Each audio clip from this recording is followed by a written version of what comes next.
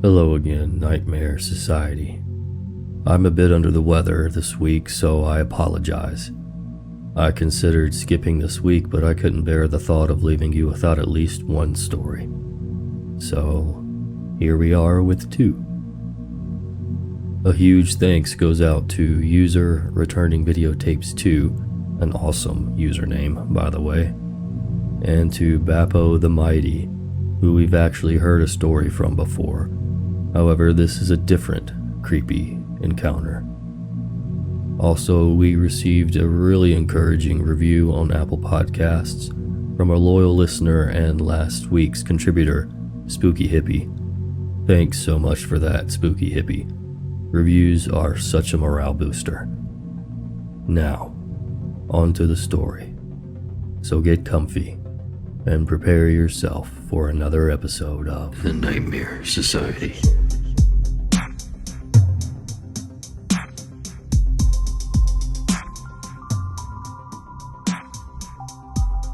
For reference, I'm a male in my late 20s and live with my girlfriend who is currently away on business. I work for a large financial institution in the UK and often work until very late, as I hate bringing work home. For some background information, we bought our current house a few weeks ago, and during the move-in process I was away with work, leaving it down to my partner and a few friends.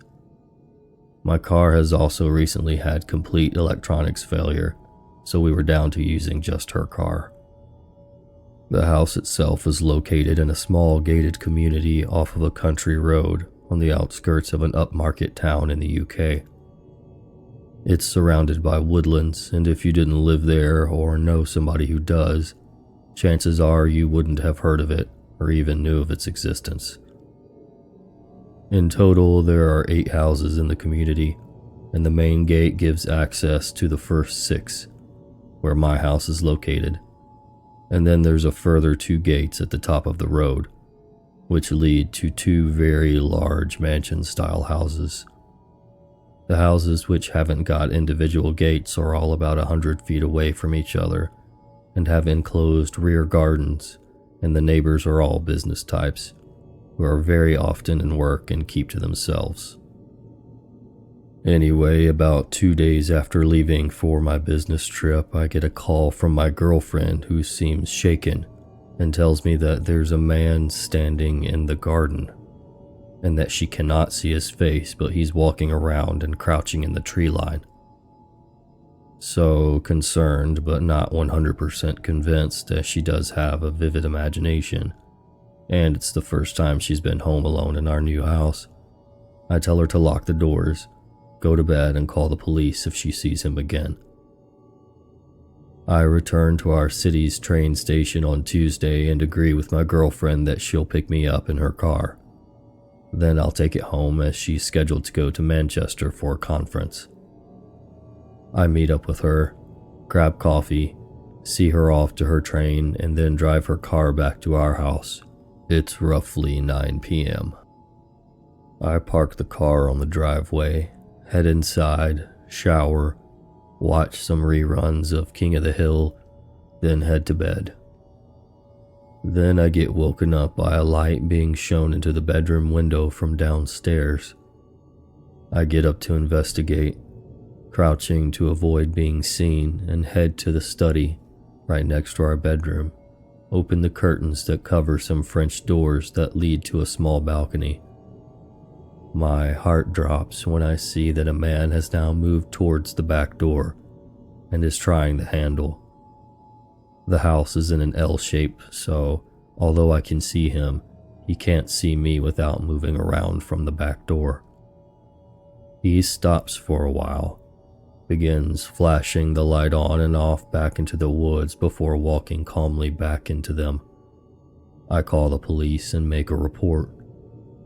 Nothing happens on Wednesday, but on Thursday, when I'm giving our cat a bath, she's a sphinx, she needs baths, I hear the garage door being messed with. I'm in the bathroom directly behind the garage, so I move into the kitchen to get a knife before heading to the garage to check what's going on, when the noises stop, and I hear running down the driveway and away from the house. I call the police and they send an officer around to check the property.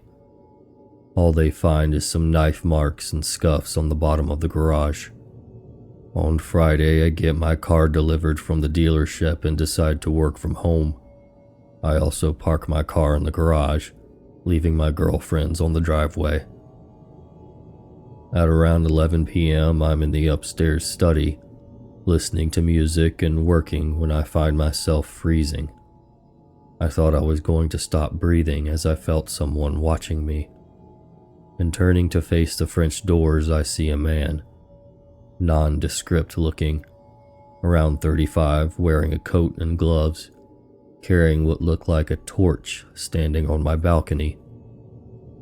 Our eyes meet. Now, filled with rage, I go for one of my golf clubs from my golf bag and charge towards the door. He climbs down off the balcony and runs off into the woods.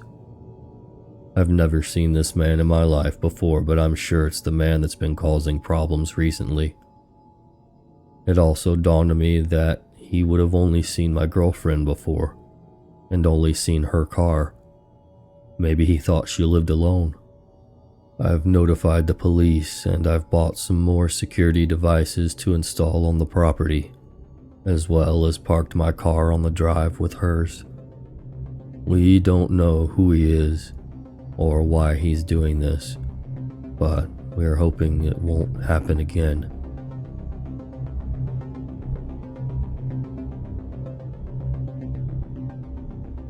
I'm a graffiti artist.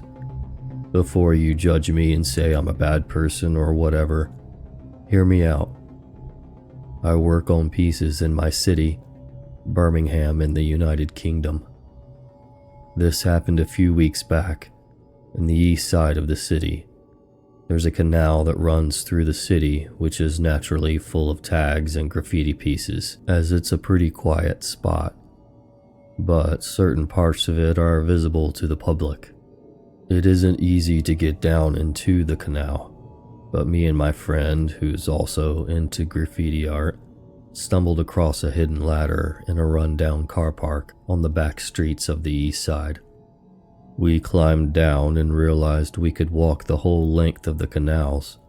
The water was pretty high up on this day, so we had to be careful. After about 30 minutes, we had painted over old, ruined pieces of graffiti, created new tags, and just generally had a good time. That's when we noticed a man standing on the other side of the water.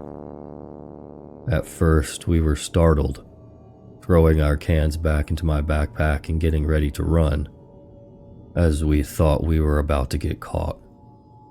However, the man just stood there. For a long while, I stood watching him as he stared lifelessly at us. It was pretty unnerving. The guy had to be about 40 years old, with gray hair, but he was standing so abnormally.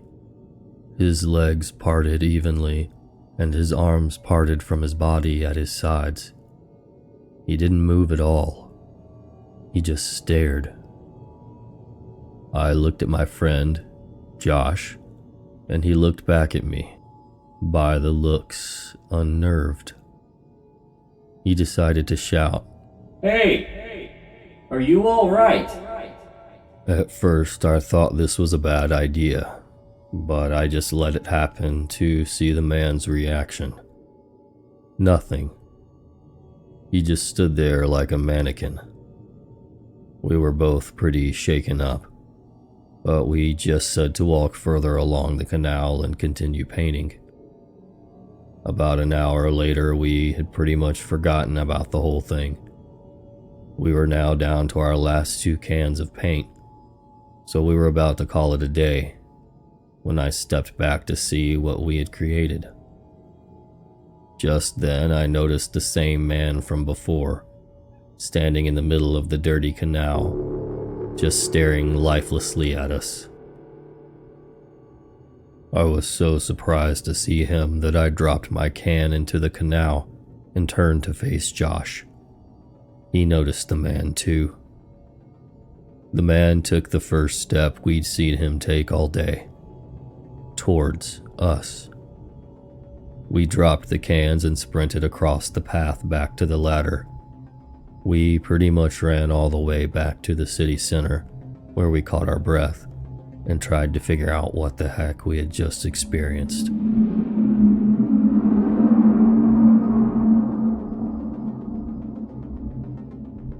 I hope you enjoyed this episode of the Nightmare Society. Short as it was, I didn't want to deprive you of a week's worth of nightmares.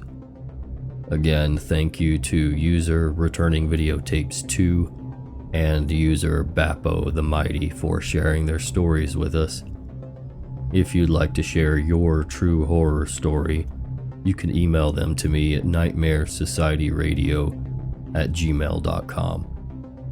Please make sure to follow me on Instagram as well at NightmareSocietyRadio and Twitter at Society_Radio.